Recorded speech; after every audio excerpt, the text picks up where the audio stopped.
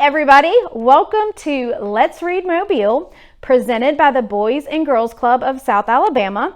I'm Jessica Shaneyfelt, and I am at the Parkway Senior Center, and I'd like to read to you one of my favorite books. So today we are reading This Is My Room by Jennifer Richard Jacobson.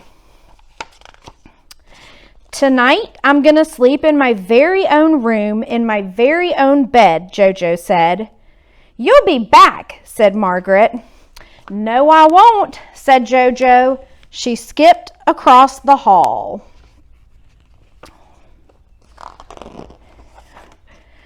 Jojo had just crawled under the covers, turned off the light, and stretched her toes from corner to corner in her very own bed when a lion slipped out from behind the window curtain. She could see the shadow of his mane on the wall. She could hear the tuft of his tail thump, thump, thumping against the baseboard. And she is scared under those covers. She sat up quick and turned on the light, but the lion hid. Jojo ran into Margaret's room. Back so soon? Asked Margaret. I'm not back. It's just that there's a lion in my room. Well then, said Margaret, you need to make a sign. Margaret helped Jojo find paper, a yellow marker, and flowered duct tape. Put them away when you come back, said Margaret. I won't be back, thought Jojo. Jojo wrote, "No lions allowed."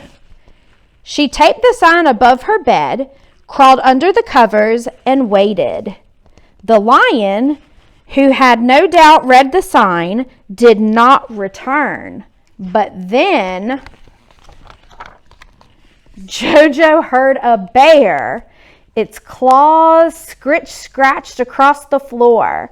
She thought she smelled meatballs on its breath.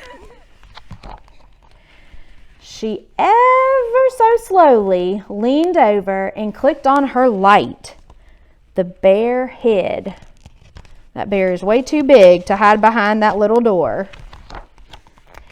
Jojo jumped out of bed and raced into Margaret's room. I see you're back again, Margaret said. Now it's a bear, said Jojo, who was not back. I need a brown marker. She found the marker, mustered her courage, and stomped loudly across the hall in case any bears were listening. Jojo stood on her bed and wrote, "No bears allowed." The bear, having no doubt read the updated sign, did not return. But then a tiger crawled out of her closet, tripping over her shoes. His nose twitched. He licked his lips. Jojo held her breath and once again clicked on her light. The tiger hid. I just need an orange marker, said Jojo, sprinting into the room. She found it before Margaret could say anything about her being back. Jojo stood up on her bed and wrote, "No tigers allowed." There, she shouted. She wanted that tiger to know that in her room, she was the boss. But when Jojo turned off her light, the tiger slipped out from the closet again. Jojo slapped her hands over her eyes. Again, Jojo turned on the light, but this time the tiger didn't bother to hide. Jojo looked at the tiger. The tiger looked at her. She looked at the tiger. The tiger looked at her.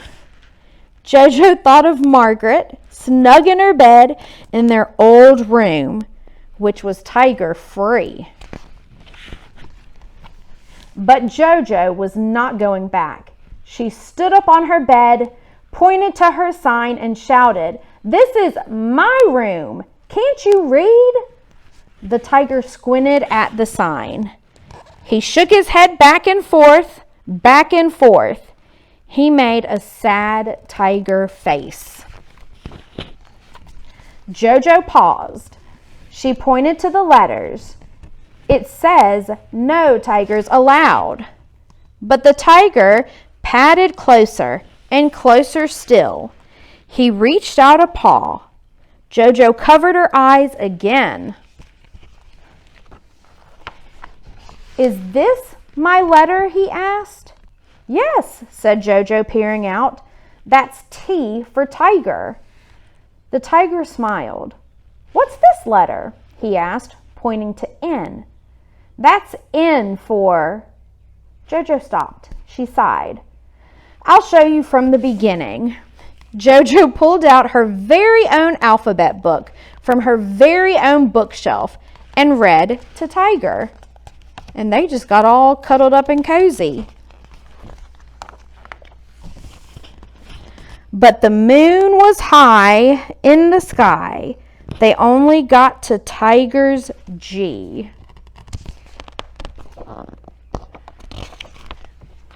The next day, JoJo changed the sign in her very own room above her very own bed. It read, "Readers Aloud." She was glad she did. And there's the tiger, the lion, and the bear listening to JoJo read. The end. Thank you so much for joining us today. Don't forget to watch us next time. Until then, let's read Mobile.